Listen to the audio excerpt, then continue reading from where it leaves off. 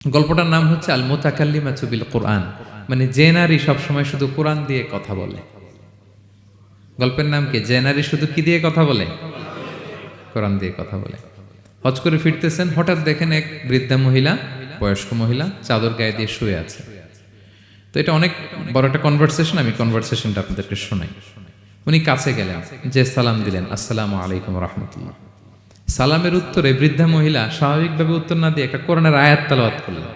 তিনি তেলাওয়াত করলেন, সালামুন কাওলাম মির রাব্বির রহিম, মানে দয়াময় প্রতিপালক আল্লাহর পক্ষ থেকে তোমার প্রতিও সালাম। এটা একটা কোরআনের আয়াত, কিন্তু এটা দিয়ে উত্তর হয়ে যায় সালামের। কি বলেন? আচ্ছা, গেল।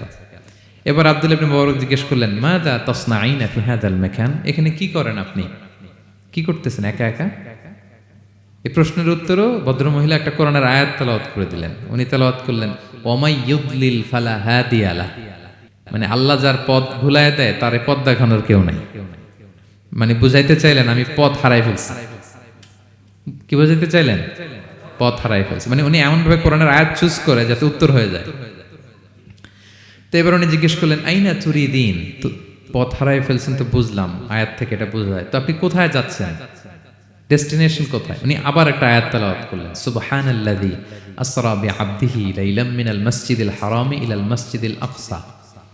রাসূল সাল্লাল্লাহু আলাইহি ওয়াসাল্লাম মেরাজের আগে যে ইসরা হয়েছিল, মসজিদুল হারাম থেকে মসজিদুল আকসায় রাসূল সাল্লাল্লাহু আলাইহি ওয়াসাল্লামকে আল্লাহ নিয়েছিলেন, এটা তেলাওয়াত করলেন। তো বুঝাতে চাইলেন আমিও আপনার মতো হজে আসছিলাম মসজিদুল হারামে, আর যাচ্ছি মসজিদুল আকসা, মানে ফিলিস্তিন আমার বাড়ি। মসজিদুল আকসা কোন দেশে? ফিলিস্তিনে। আয়াত এমন ভাবে উনি পিক করেন যাতে করে উত্তর হয়ে যায়। উনি বোঝাতে চাইলেন আমিও হজ করতে এসেছিলাম, যাচ্ছি কোথায়? ফিলিস্তিন, মসজিদুল আকসা যে দেশে আছে। তো উনিও বুঝে গেলেন যে তাহলে আপনি মসজিদুল আকসায় যাচ্ছেন। তো এবার জিজ্ঞেস করলেন, আনতুম মুনযু কাম ফি হাযাল মাকান, তো এখানে একা একা পড়ে আছেন কয়দিন? আবার কোরআনের আয়াত, সালাসা লায়ালিন সাবিয়া, টানা 3 দিন 3 রাত এখানে আছে। এটা কোরআনের আয়াত একটা। আবার জিজ্ঞেস করলেন উনি, মা আরা মাআকি তাআমান তাআকুলিন, তো একা যে পড়ে আছেন আবার 3 দিন, তো আপনি খাচ্ছেন কি? বেঁচে আছেন কিভাবে? ভদ্রমহিলা আবার একটা আয়াত তেলাওয়াত করে দিলেন। তিনি পড়লেন, হুয়া ইউতঈমুনি ওয়া ইউসকিন, ইব্রাহিম আলাইহিস সালামের কথা, যে ওই আল্লাহ তাআলাই আমারে খাওয়ায়, আল্লাহই আমাকে পান করায়। আল্লাহ তাআলা ব্যবস্থা করেছেন আমার। তো এইবার উনি অবাক হচ্ছেন, আমি এত বড় মুহাদ্দিস আব্দুল্লাহ ইবনে মুবারক ইমাম বুখারীর উস্তাদ, আমি স্বাভাবিকভাবে কথা বলি আর যাই প্রশ্ন করি একটা আয়াত তেলাওয়াত করে দেয় আর ওটা দিয়ে উত্তর হয়ে যায়।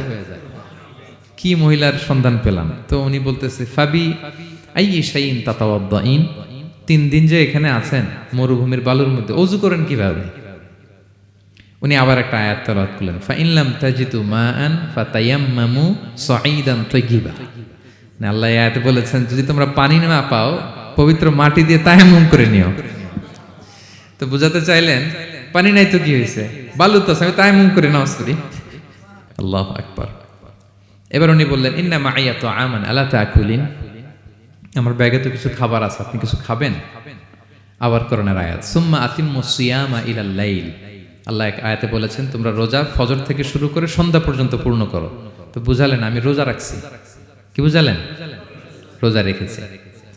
এবার উনি একটু মাসালা খাটাইতে চাইলেন, ভাবলেন যে বুড়ি তুমি আমার সাথে শুধু কোরআন দিয়ে উত্তর দিচ্ছ, দাঁড়াও তোমাকে আমি আটকাইতেছি। উনি মাসালা খাটাইলেন যে ফাকুলতু লাহা লাইসা হাদা শাহরু রমাদান, তো রোজা রাখছেন মানে এটা তো রমজান মাস না, হজ করে ফিরতেছি আমরা জিলহজ মাসের শেষের দিক, কিসের রোজা? ওই মহিলা আবার একটা আয়াত তেলাওয়াত করলেন যে ওমান তাতাওয়া খায়রান ফা ইন্নাল্লাহা শাকিরুন আলিম, আমি রমজানের ফরজ রোজা তো রাখিনি, এখন আমি নফল রোজা রেখেছি। আয়াতের অর্থ হচ্ছে তোমরা নফল যা করো এগুলোর প্রতিদান আল্লাহ তোমাদের বুঝিয়ে দেবে। রমজান না ঠিক আছে জিলহজ, কিন্তু আমি কি রোজা রেখেছি? নফল রোজা। এইবার উনি ধরছেন মাসালা, এবার বলতেছে উবি হালান আল ইফতার ফিস সাফার, সফরে তো রোজা ভাঙা জায়েজ আছে, রোজা তো ভাঙা জায়েজ, খান একটু। এবার উনি কোরআন থেকে আবার তেলাওয়াত করলেন, ওয়া আনতা সুমু খায়রুল লাকুম ইন কুনতুম তা'লামুন, আল্লাহ যে আয়াতে বলেছেন যে সফরে রোজা ভাঙা জায়েজ আছে, ওই আয়াতের শেষে আবার আল্লাহ বলেছেন যদি রাখো সওয়াব বেশি পাবে। কেউ অসুস্থ হলে রোজা ভাঙবে, সফরের রোজা ভাঙবে। এই আয়াতের শেষে হচ্ছে ওয়া আনতা সুমু খায়রুল লাকুম ইন কুনতুম তা'লামুন, তবে রোজা যদি রাখো এটা ভালো যদি তোমরা বুঝতে। এবার উনি আর যাবে কোথায়? দিশেহারা হয়ে এবার জিজ্ঞেসই করে ফেলছে, লিমাদা লা তুকাল্লিমিনি মিসলা মা উকাল্লিমুকি। আচ্ছা মা, এবার বলেন, আমি আপনার সাথে যেভাবে কথা বলি আপনি এইভাবে কথা বলেন না কেন? কিছু জিজ্ঞেস করলে কোরআনের আয়াত বলেন কেন? আমি কথা বলতেছি, আপনি আমার সাথে এভাবে কথা বলেন। কিছু জিজ্ঞেস করলে কোরআনের আয়াত কেন? এটার উত্তরে উনি আরেকটা কোরআনের আয়াত উনি পড়লেন, মা ইয়ালফিযু মিন কাওলিন ইল্লা লাদাইহি রাকীবুন আতীদ। আল্লাহ বলেছেন, তোমরা মুখ দিয়ে যাই বের করো এটা লিখে রাখার জন্য দুই কাঁধে রাকীব আতীদ আছে, তুলে রাখে। তার মানে আমি যে তোমার সাথে কথা বলতেছি প্রত্যেকটাই তো রেকর্ডেড হয়, রেজিস্টার্ড হয়। তো এমন কিছু বলি যেটাতে সওয়াব হয়, যেটাতে ভুল না হয়। আল্লাহু আকবার, সুবহানাল্লাহ। কি নারী ছিল, কেমন নারী তিনি ছিলেন? কি পুরো ঘটনাটা শুনবেন? হ্যাঁ, শেষ করব ঘটনাটা। আচ্ছা, তো উনি অবাক হলেন যে কি মহিলা, এরকম মহিয়সী গরিয়সী নারীও পৃথিবীতে আছে। তো উনি বললেন, ঠিক আছে মা, আপনি যেহেতু পথ হারাই ফেলছেন, আমার ওটটাকে আমি নিয়ে আসি। ফাহাল্লাকা আন আহমিলুকি আলা নাকাতি হাযিহি ফাতুদরিকিল কাফেলা। আমার ওটটা নিয়ে আসি, ওটে বসেন, আমি আপনাকে এগিয়ে দিয়ে কাফেলাতে যুক্ত করে দেই। আপনি কি রাজি আমার ওটে বসবেন? আবার কোরআনের আয়াত, ওমা তাফআলু মিন খাইরিন ফাইন্নাল্লাহা বিহি আলিম। তোমরা যত ভালো কাজ করো আল্লাহ সেটা জানেন, মানে তোমার এই ভালো কাজ আল্লাহ জানেন, আল্লাহ এর প্রতিদান দিবেন। ক্বালা ফাআনাখতু নাকাতি, আমি ওট বসালাম এবং বললাম ওঠেন। উনি যখন উঠতেছে আমি এভাবে তাকায় আছি। তা আমি যে তাকায় আছি, উনি একটা আয়াত তেলাওয়াত করলেন যে কুল্লিল মুমিনিনা ইয়াগুদ্দু মিন আবসারিহিম। এর অর্থ হচ্ছে, নবী হে, মুমিনদেরকে বলুন তারা যেন পরনারী দেখে তাকায় না থাকে, চোখ যেন নিচে রাখে, তারা যেন চক্ষু অবনমিত করে। মানে বুঝাতে চাইলেন যে আমি তো বেগানা নারী, পরনারী, তা আমি উঠতেছি, আপনি তাকায়। সে হয়তো তাকায় আছে যে বৃদ্ধা মহিলা উঠতে যদি কষ্ট হয় পড়ে যায়।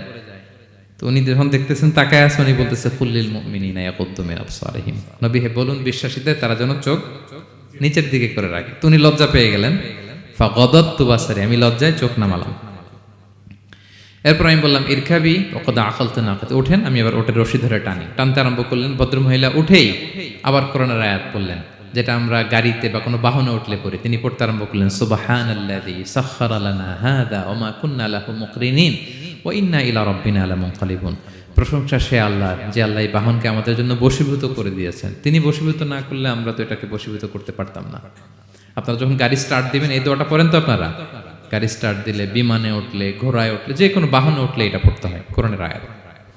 তিনি বললেন, আমি এবার উঠলাম, ওটের জিমাম ধরে টানতে লাগলাম আর একটু হই হই শব্দে ওট চালাতে লাগলাম, যাতে করে তাড়াতাড়ি যাওয়া যায়। উনি কোরআনের আয়াত পড়লেন, ওয়াকসিদ ফি মাশিক ওয়াগদুদ মিন সাউতিক। কোরআনের আয়াত মানে তোমার চলার ক্ষেত্রে তুমি মধ্যম পন্থা অবলম্বন করো আর গলার সাউন্ডটা একটু ছোট করো।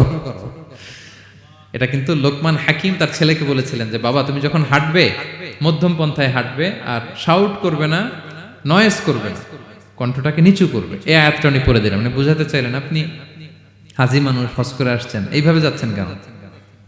আপনি স্লোলি যান। ফাজাআলতু আমশি রুয়াইদান ওয়া আতারান্নামু বিশ-শা'র। এরপর আমি আস্তে আস্তে যেতে লাগলাম আর কবিতা আবৃত্তি করতে লাগলাম। আরবদের অভ্যাস ছিল, তারা শত শত লাইন কবিতা মুখস্থ পারত। দিনকে দিন মরুভূমিতে চড়তো আর কবিতা পড়তো। তো আমি কবিতা গুনগুন গুনগুন করে কবিতা পড়তেছি আর যাচ্ছি। এই মহিলা পিছন থেকে আয়াত তেলাওয়াত করলেন আবার, ফাকরাউ মা তায়াসসারা মিনাল কোরআন। মানে কোরআনের যেখান দিয়ে সহজ লাগে ওইখান দিয়ে পড়েন। মানে বুঝাতে চাইলেন কবিতা পড়লে কি লাভ, আপনি কোরআন পড়েন। উনি আবার লজ্জা পেয়ে কোরআন পড়তে আরম্ভ করলেন। এবার যেতে যেতে যেতে যেতে যে কাফেলা থেকে উনি মিসিং, যে ক্যারাভেন থেকে মিসিং, ওই ক্যারাভেনের সাথে যুক্ত হলেন। এবার জিজ্ঞেস করলেন যে হাদিহিল কাফেলা মান লাকি ফিহা, এই তো আপনার কাফেলা, এখানে কে আছে আপনার, কেউ আছে? আবার কোরআনের আয়াত, আল মাল ওয়াল বানুনা জিনাতুল হায়াতিদ দুনিয়া, অর্থাৎ সম্পদ, সন্তান, এগুলো আল্লাহর দেয়া নেয়ামত। এটা দিয়ে বুঝাতে চাইলেন, হ্যাঁ আমার কিছু সন্তানাদি আছে। উনি বুঝতে পারলেন, ফাআলিমতু আন্নাল্লাহা আওলাদান ফিহা, আমি বুঝলাম যে ওনার সন্তান সন্ততি এখানে আছে। এইবার একটা চান্স পেয়ে গেছে আব্দুল্লাহ ইবনে মুবারক। কি পেয়ে গেছে? উনি মনে মনে ভাবলেন, ওনার ছেলেদের নাম কি, এটা জিজ্ঞেস করি, তাইলে তার উত্তর দিতে পারবে না। সুন্দর না প্রশ্নটা?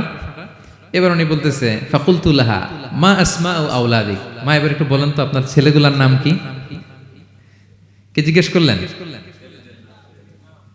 এটা তো আর নান্টু বল্টু সল্টু তো আর কোরআনে পাওয়া যায় না। আমরা নাম রাখি কি? সল্টু বল্টু। সল্টু বল্টু কোরআনে আছে? নাই। তো উনি এবার চান্স নিলেন, এবার জিজ্ঞেস করি আপনার ছেলের নাম কি? এইবার আর উত্তর থাকবে না, অনেকক্ষণ আমার সাথে করছেন আপনি। তো জিজ্ঞেস করতেছে লাহা ওয়ামা আসমা আউলাদিক, আপনার ছেলেদের নাম কি একটু বলেন তো। এই প্রশ্নের উত্তরে উনি 3টা আয়াত তেলাওয়াত করছে। এতক্ষণ তো একটা, এখন কয়টা? এখন 3 নম্বর গিয়ারে চালাইতেছে। উনি প্রথম আয়াত তেলাওয়াত করলেন ওয়াত্তাখাযাল্লাহু ইব্রাহিমা খলিলা, এরপরে বললেন ওয়াকাল্লামাল্লাহু মূসা তাকলিমা, সবশেষে বললেন ইয়া ইয়াহইয়া খুযিল কিতাবা বিকুওয়া। আল্লাহু আকবার। আমি ইব্রাহিমকে খলিল হিসেবে নিয়েছি, মুসাকে কালিমুল্লাহ বানিয়েছি, এবং ইয়াহইয়াকে বলেছি হে ইয়াহইয়া তুমি তাওরাত কিতাবকে শক্ত করে ধরো। তার মানে বুঝাতে চাইলেন আমার বড় ছেলের নাম ইব্রাহিম, পরের ছেলের নাম মুসা, ছোট ছেলের নাম ইয়াহইয়া। সুবহানাল্লাহ পড়বেন না? কি নারী ছিলেন, কোরআনের বাইরে যেন যাওয়া না লাগে, কোরআন থেকে ছেলেদের নাম চুজ করে রাখছেন। ছেলেদেরকে ডাকলে এই নামেই ডাকেন। এরপর ছেলেদেরকে ডাকলেন কোরআনের আয়াত পড়ে ফাবাআসু আহাদাকুম বিওয়ারিকিকুম হাযিহি ইলাল মাদিনাতি ফালইয়ানজুর আইয়ুহা আসকা তুআমান ফালইয়াতিকুম বিরিজকিম মিন। এটা সূরা কাহফের একটা আয়াত। গুহাবাসী 7 জন যুবক যখন ঘুমিয়ে পড়েছিল, 309 বছর পরে যখন জেগেছিল, একজনকে টাকা দিয়ে বলেছিল যাও তুমি কিছু খাবার নিয়ে আসো। এই আয়াত বুঝাইয়া তিনি ছেলেদের বুঝাইলেন যে মেহমান আসছে, কিছু নিয়ে আসো খাবার, ওনারা খাওয়াইতে হবে। উনি অনেক হেল্প করছে আমাকে। তো ছেলেরা খাবার নিয়ে আসলো। খাবার দেওয়ার পরে মহিলা আবার কোরআনের আয়াত কুলু ওয়াশরাবু হানিআম বিমা আসলাফতুম ফিল আইয়ামিল খালিয়া। এটা আসলে আল্লাহ তাআলা জান্নাতীদেরকে বলবেন। আমরা যখন জান্নাতে ঢুকবো আল্লাহ বলবে কুলু ওয়াশরাবু হানিআম বিমা আসলাফতুম ফিল আইয়ামিল খালিয়া। এই দুনিয়াতে এত জুলুম নির্যাতনের শিকার হয়েছে, এত নেক কাজ করেছো, প্রতিদান হিসেবে আজকে জান্নাতের এই নাজ নেয়ামত ভোগ করো। বৃদ্ধ মহিলা এই আয়াতটা বললেন, তার মানে মরুভূমিতে অনেক কষ্ট করেছেন আপনি আমার জন্য, এখন আপনি আমার পক্ষ থেকে এই হসপিটালিটি, রিসেপশন, এই আপ্যায়ন গ্রহণ করুন। এবার উনি বলতে আরম্ভ করলেন, ছেলেদেরকে বললেন কুলতু আল আনা তুআমাকুম আলাইয়া হারাম। এই ছেলেরা, এই খাবার আমার জন্য হারাম। হাত্তা তুখবিরুনি বিআমরিহা, যতক্ষণ না এই মহিলাকে, এর হিস্ট্রি যতক্ষণ না আমার না বলো। আগে বলে এই ভদ্র মহিলা কে, কি তার ঘটনা। যতই দেখছি অবাক হচ্ছি, যতই শুনছি অবাক হচ্ছি। কে সে? যাই বলি শুধু কোরআন দিয়ে বলে, ঘটনাটা কি? এবার ছেলেরা বলল ফাকুলু হাযিহি উম্মুনা, ইনি আমাদের মা। লাহা আরবাউনা সানা, ওনার বয়স 40 বছর। লাম তাতাকাল্লাম ইল্লা বিল কুরআন, জীবনে কোনোদিন কোরআন ছাড়া মুখ দিয়ে অন্য কোনো কথা বলে নাই। মাখাফাতা আন তাযিল্লা ফায়াসখাতা আলাইহির রহমান, এই ভয়ে যে কোন কথায় আল্লাহ আবার নারাজ হয়ে যায়, আমার কোন কথায় আবার কোন ভুল হয়ে যায়, আমার কোন কথায় আবার রহমান আমার উপর নারাজ হয়ে যায়। এজন্য আমরা আমাদের জন্মের পরে জীবনে আমার মাকে কোরআন ছাড়া কোনো কথা বলতে শুনিনি। অবাক হলেন আব্দুল্লাহ ইবনে মুবারক, ইমাম বুখারীর উস্তাদ। উনি খাবার হাতে নিয়ে এবার বললেন যে উনি তো অনেক আয়াত বললো, এবার আমি একটা আয়াত বলি। খাবারটা নিয়ে উনি পড়তে আরম্ভ করলেন। ফাকুলতু, উনি বললেন, আমি বললাম যালিকা ফাদলুল্লাহি ইউতিহি মাইয়াশা, এটা আল্লাহর বিশেষ অনুগ্রহ, ফজল। এটা আল্লাহ সবাইরে দেয়, যাকে চায় তাকে দেয়। সুবহানাল্লাহ পড়ে। এটা আল্লাহর বিশেষ অনুগ্রহ, তিনি সবাইকে দান করেন না, যাকে চান তাকে দেন। তোমাদের মা অনেক মহিয়সী গরিয়সী একজন মাতা তোমরা পেয়েছো। এই হচ্ছে ঘটনাটা। আল মুতাকাল্লিমাতু বিল কোরআন, যে নারী তার জীবনের পুরো সময়টা শুধু কোরআন দিয়ে কনভারসেশন করেছেন, কথা বলেছেন। যেই প্রশ্নই তাকে করা হয় কোরআন থেকে বলতেন, কারণ আল্লাহ বলেছেন মা ফাররাতনা ফিল কিতাবি মিন শাই, এই কিতাবে আমি কোনো কিছু বাকি রাখি নাই। মানব কল্যাণের, মানব প্রয়োজনীয়, হিউম্যান ডিমান্ড যা দরকার সব আল্লাহ বলে দিয়েছেন। তিবিয়ানান লিকুল্লি শাই, সবকিছুর সুস্পষ্ট ব্যাখ্যাই কোরআনে আছে। আল্লাহ বলেন লাউ আনসালনা হাদাল কুরআনা আলা জাবাল লারাআইতাহু খাশিআম মুতাসাদ্দিআম মিন খাশিয়াতিল্লাহ, এই কোরআনকে আমি পাহাড়ে নাজিল করলে পাহাড় চূর্ণ বিচূর্ণ হয়ে যেত। আলাস্কা মাউন্টেন রেঞ্জ, আল্পস পর্বতমালা, মাউন্টেন এভারেস্ট ভেঙে চুরে খানখান হয়ে যেত। সে কোরআনকে আল্লাহ তাআলা আমাদের উপর নাজিল করেছে। আমাদের রেসপন্সিবিলিটি অনেক বেশি।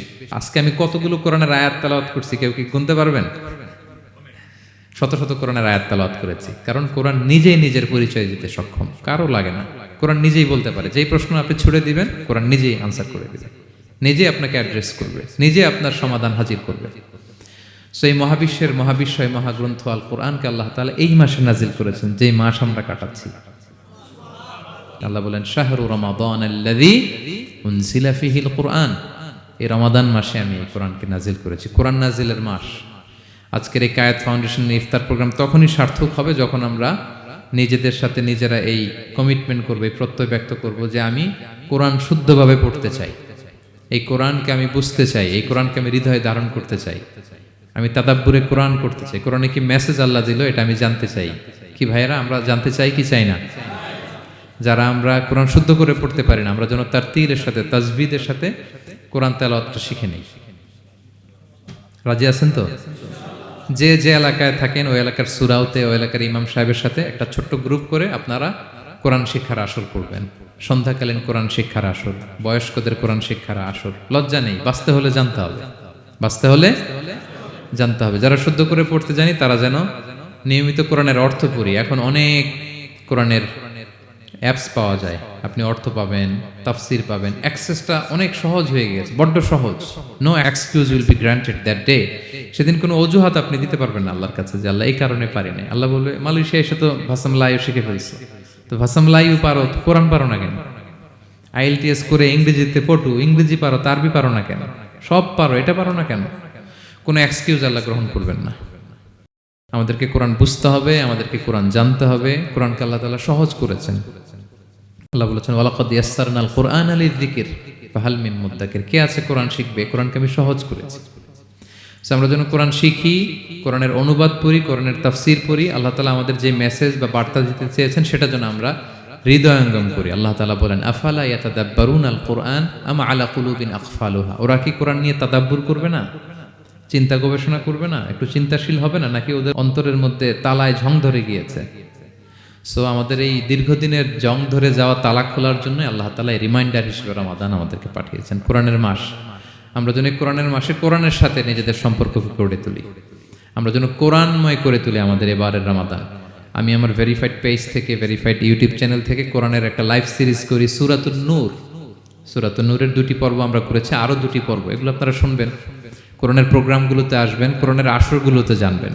কোরআন পারি না, কোরআন বুঝি না, এই কথা যেন আমাদের মুখ দিয়ে কারো বের না হয়। আমরা সবাই কোরআন জেনে বুঝে মরতে চাই। কি রাজি আছেন তো সবাই? আল্লাহ তাআলা আমাদের সবাইকে কথাগুলো বোঝার ও আমল করার তৌফিক দান করুক। আমরা যেন কোরআনের সাথে নিজেদের সম্পর্ক করতে পারি। কোরআন যেন দুনিয়াতে যেমনি আমাদের সাথী, কবরেও যেন আমাদের সাথী হয়, এবং কোরআন যেন আমাদের পক্ষে সাক্ষী দেয় in the day of judgement. কিয়ামতের দিন কোরআন সাক্ষী দিবে, আল্লাহ বলে আমি সেই সাক্ষী গ্রহণ করব। কোরআন সুপারিশ করবে, আল্লাহ বলে সেই সুপারিশ আমি গ্রহণ করব। সো আমরা যেন বেশি বেশি কোরআন তেলাওয়াত করি, যাদের খতম দেওয়ার সুযোগ আছে শুরু থেকে শেষ পর্যন্ত রেসাইটেশন করি, অর্থ যেন পড়ি, এবং কোরআনের সাথে যেন আমরা অ্যাটাচমেন্ট করে তুলি, সুসম্পর্ক, একটা স্ট্রং অ্যাটাচমেন্ট। পারা যাবে তো ইনশাআল্লাহ? আল্লাহ তাআলা আমাদের সবাইকে কথাগুলো বোঝার আমল করার তৌফিক দান করুক। হাযা মা ইনদি ওয়াল ইলমু ইনদাল্লাহ আলাইহি তাওয়াক্কালতু ওয়া ইলাইহি উনীব। ওয়াসসালামু আলাইকুম ওয়া রাহমাতুল্লাহি তাআলা ওয়া বারাকাতুহু।